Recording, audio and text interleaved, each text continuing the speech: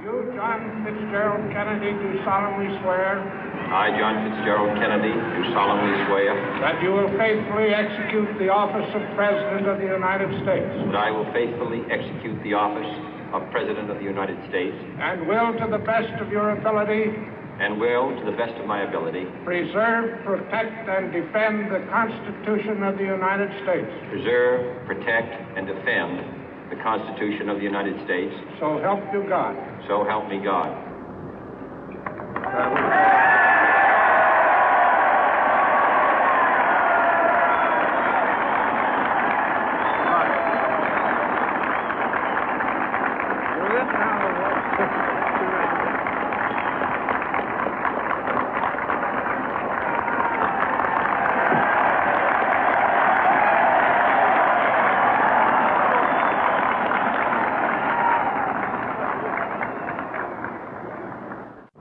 Vice President Johnson, Mr. Speaker, Mr. Chief Justice, President Eisenhower, Vice President Nixon, President Truman, Reverend clergy, fellow citizens.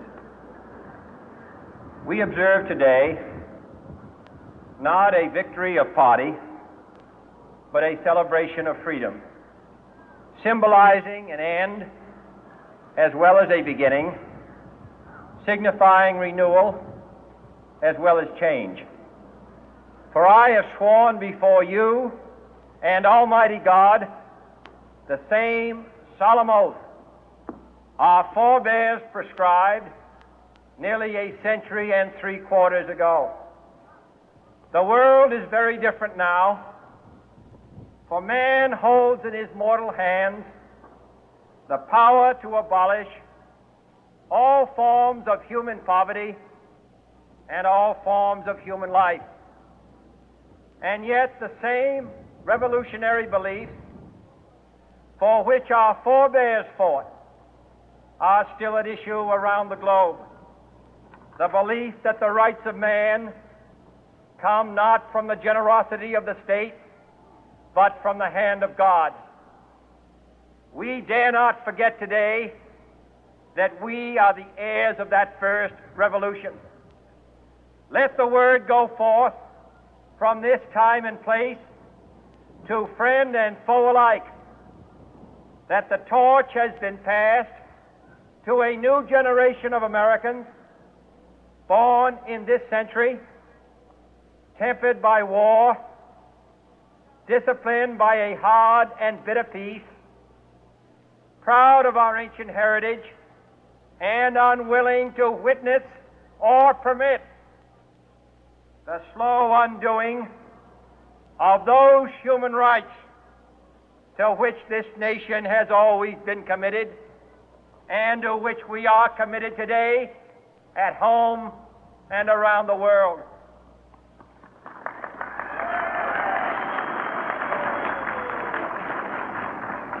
Let every nation know, whether it wishes us well or ill, that we shall pay any price, bear any burden, meet any hardship, support any friend, oppose any foe to assure the survival and the success of liberty.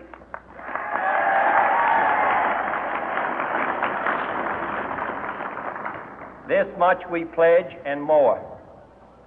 To those old allies whose cultural and spiritual origins we share, we pledge the loyalty of faithful friends.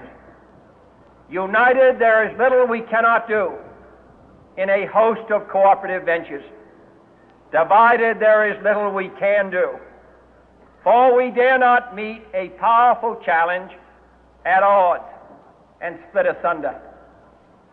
To those new states whom we welcome to the ranks of the free, we pledge our word that one form of colonial control shall not have passed away, merely to be replaced by a far more iron tyranny. We shall not always expect to find them supporting our view, but we shall always hope to find them strongly supporting their own freedom, and to remember that in the past, those who foolishly sought power by riding the back of the tiger ended up inside.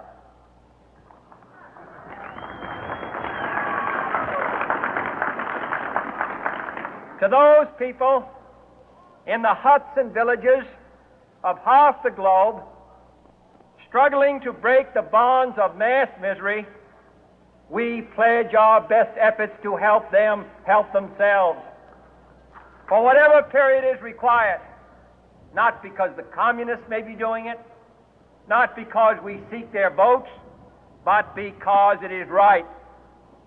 If a free society cannot help the many who are poor, it cannot save the few who are rich.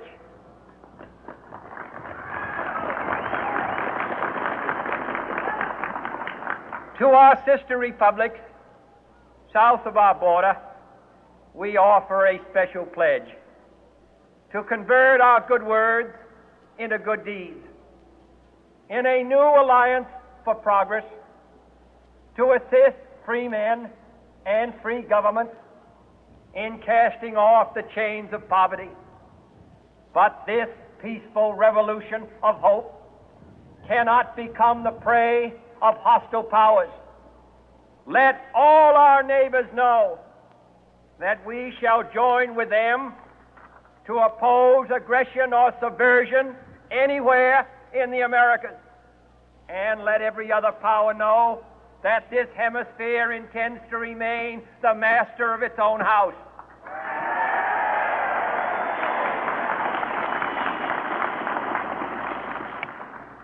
To that World Assembly of Sovereign States, the United Nations, our last best hope, in an age where the instruments of war have far outpaced the instruments of peace, we renew our pledge of support to prevent it from becoming merely a forum for invective, to strengthen its shield of the new and the weak, and to enlarge the area in which its writ may run. Finally, to those nations who would make themselves our adversary, we offer not a pledge, but a request that both sides begin anew the quest for peace. Before the dark powers of destruction, unleashed by science, engulf all humanity in planned or accidental self-destruction, we dare not tempt them with weakness, for only when our arms are sufficient beyond doubt can we be certain beyond doubt that they will never be employed.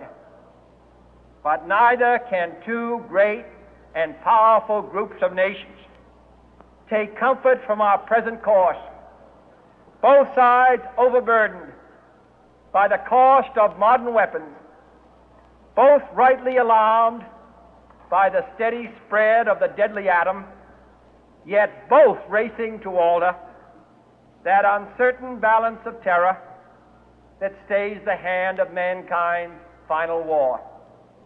So let us begin anew, remembering on both sides that civility is not a sign of weakness, and sincerity is always subject to proof. Let us never negotiate out of fear, but let us never fear to negotiate.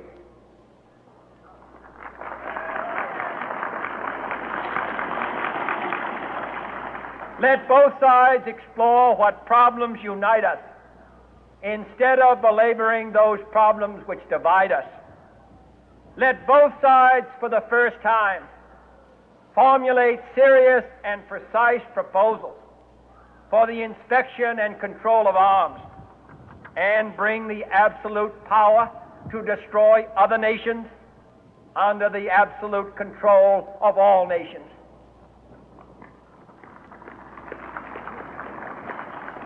Let both sides seek to invoke the wonders of science instead of its terrors. Together, let us explore the stars, conquer the deserts, eradicate disease, tap the ocean depth, and encourage the arts and commerce. Let both sides unite to heed in all corners of the earth the command of Isaiah to undo the heavy burden and let the oppressed go free.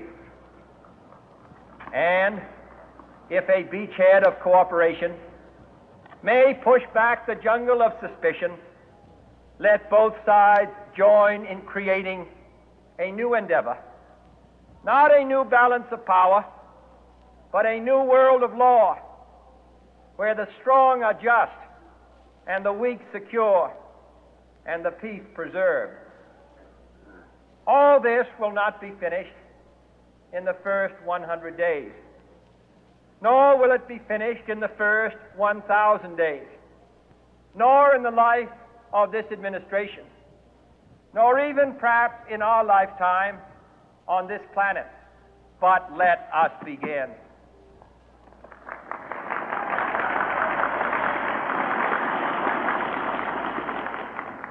In your hands, my fellow citizens, more than mine, will rest the final success or failure of our course. Since this country was founded, each generation of Americans has been summoned to give testimony to its national loyalty. The graves of young Americans who answered the call to service surround the globe. Now the trumpet summons us again, not as a call to bear arms, though arms we need, not as a call to battle, though in battle we are, but a call to bear the burden of a long twilight struggle, year in and year out, rejoicing in hope, patient in tribulation, a struggle against the common enemies of man, tyranny, poverty, disease, and war itself. Can we forge against these enemies a grand and global alliance, north and south, east and west, that can assure a more fruitful life for all mankind? Will you join in that historic effort?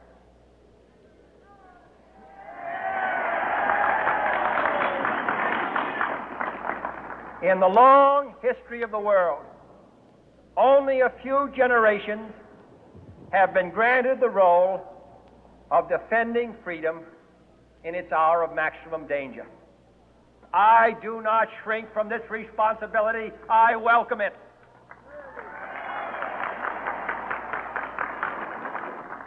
I do not believe that any of us would exchange places with any other people or any other generation. The energy, the faith, the devotion which we bring to this endeavor will light our country and all who serve it.